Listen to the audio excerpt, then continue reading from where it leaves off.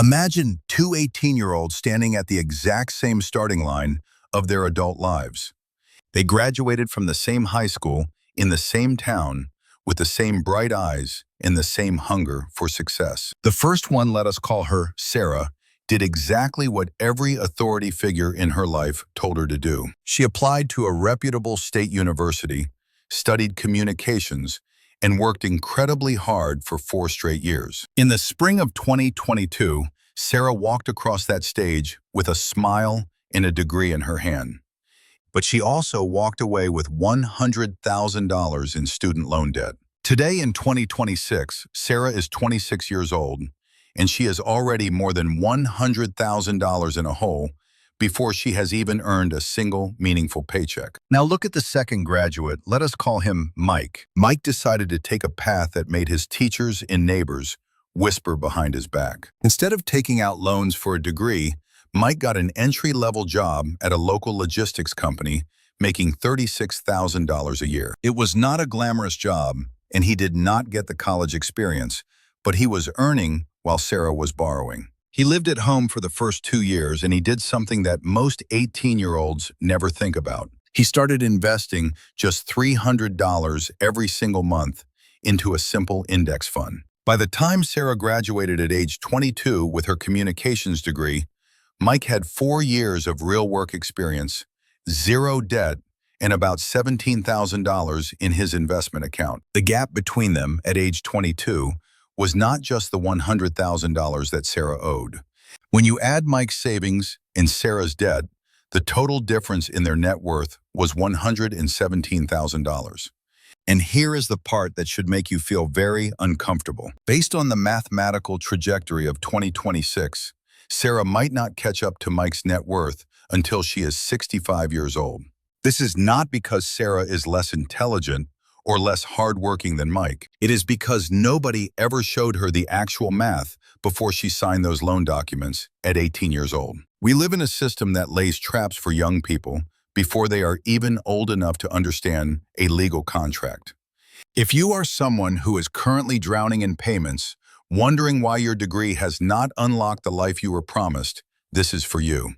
If you are a parent trying to figure out if the massive price tag of college is actually worth it in 2026, you need to listen very closely. Today, we are not going to talk about the intangible value of learning or the social benefits of campus life.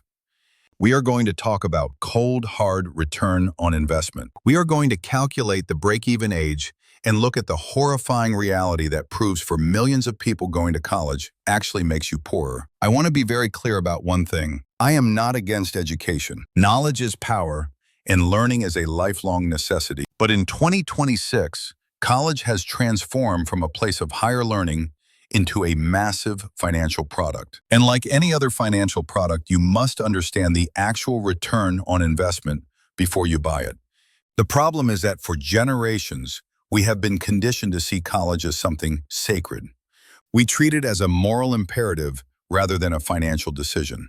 But the math of 2026 has completely changed the game. 40 years ago, the average cost of tuition and housing at a public university was about $10,000 per year when adjusted for today's inflation. Today, that same education can easily cost over $25,000 per year at state schools and well over $60,000 at private institutions. That is a 150% increase in real costs, while wages for graduates have remained essentially flat for decades. The price of the product more than doubled, but the financial benefit has not increased at all. In any other industry, if you paid twice as much for a return that stayed the same, you would call it a scam. But because we call it education, we are told not to question it. Let us walk through the actual break-even math, because this is where the truth gets disturbing. Let us compare 2 scenarios carefully. Scenario A is the traditional path. A graduate finishes a 4-year degree and leaves with $100,000 in debt at an average interest rate of 7%. They get a job making $55,000 a year, which is the median starting salary today. Scenario B is the alternative path. A high school graduate skips college and starts working immediately at $35,000 a year. They live modestly and invest $400 a month into the stock market, with an average return of 8%. They have no degree and no student debt. By age 22, the person who skipped college has 4 years of raises and roughly $25,000 in investments. The college graduate has a degree and a slightly higher salary, but they also have a massive monthly debt payment. $100,000 at 7% interest on a standard repayment plan is over $1,100 every single month. Think about that. Even if the college graduate earns more gross income after they pay their debt, they actually have less cash in their pocket than the person who skipped college. This continues for 10 to 15 years until the loans are finally paid off.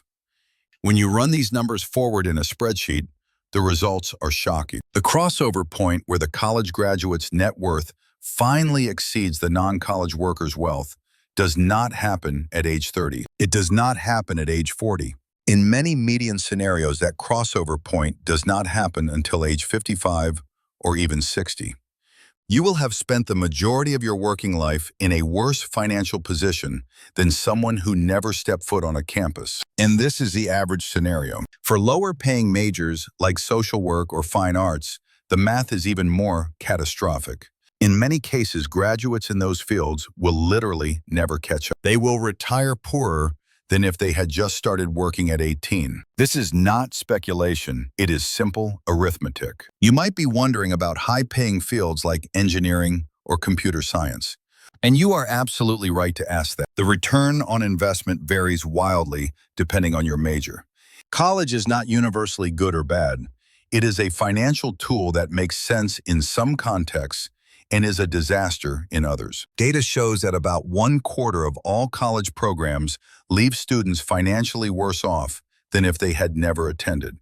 1 in 4. Yet we push every single high school senior into the same funnel without looking at the data. The majority of students are graduating with degrees in fields where the salary increase does not justify the massive cost of the debt. So why do we keep making this decision? The answer is a mix of social pressure and what I call predatory lending targeting children. We ask 17-year-olds to sign for the largest financial obligation of their lives before they have ever paid rent or seen a real paycheck. We would never give a $100,000 business loan to a teenager with no experience and no collateral. We would call that irresponsible. But we do it every day with student loans, and we call it investing in the future. The system is designed to hide the true cost. Students do not write a check for $20,000 every semester. They just sign a digital form. The money goes directly to the school, and the student never feels the weight of it until years later. By then, it is too late. There is also a psychological trap called the sunk cost fallacy. Once someone has spent 4 years and $100,000 on a degree, they have to believe it was worth it. Admitting it was a mistake is too painful, so they rationalize it. They say it was worth it for the memories or the personal growth. Those things may be true, but they do not pay the mortgage and they do not fund a retirement account. You can have meaningful experiences without overpaying for them by 6 figures. The inability to separate emotional value from financial value is why this broken system continues to exist. Colleges have zero incentive to lower their prices. They get paid regardless of whether their graduates find success or end up working at a coffee shop. The government guarantees the loans, so the schools can raise tuition as much as they want. Meanwhile, employers have started using degrees as a simple screening tool, even for jobs that do not require high-level skills. This is called degree inflation. Jobs that were done perfectly well by high school graduates 20 years ago now require a bachelor's degree just to get an interview. This creates a vicious cycle. More jobs require degrees, so more people go into debt to get them. This allows colleges to raise prices even further. The entire system is optimized to take wealth from young people and move it to large institutions. So what do you actually do with this information in 2026? First, you must treat college as a business decision. Calculate the total cost, including interest, and the 4 years of wages you are losing while you are in class. Compare that to the actual median salary for your specific major. If the math does not show a clear profit by age 35, you should reconsider. Second, understand that your major is the most important financial choice you will ever make. Choosing a major based only on passion while taking on massive debt is a luxury that most people simply cannot afford. Third, you must look at every alternative to reduce the cost. Community college for the first 2 years can save you $50,000 with zero impact on your final degree. Trade schools and certifications are not a consolation prize. In many cases, a licensed electrician or a skilled coder will earn more over their lifetime than the average college graduate. And they start their lives with zero debt and 4 years of head start. Finally, you need to realize that a degree is not an automatic asset. It is only an asset if the numbers work. For millions of people in 2026, the numbers do not work. We have spent a generation telling teenagers that questioning the value of college is wrong. But the truly intelligent position is to look at the data and ask the hard questions. The people who tell you not to worry about the cost are usually the ones who benefit from your debt. The lenders, the schools, and the employers all want you to keep playing this game. But this is your life and your financial future. You are allowed to say that this does not make sense for you. You are allowed to choose a different path without feeling any shame. The biggest lie being told today is that you must go into debt to be successful. The truth is that financial freedom comes from making smart choices based on reality, not on tradition. I have spent a long time looking at these systems so that you do not have to fall into the same traps. If this perspective helped you see your future more clearly, I want to hear from you. Leave a number 1 in the comments if you believe the current education system is failing the next generation. If you are ready to take control of your own path and stop following the crowd, make sure you hit that subscribe button. The world is changing fast, and the old rules no longer apply. I will see you in the next one as we continue to decode the truth about your money and your life. Stay sharp and keep doing the math. Your future depends on it.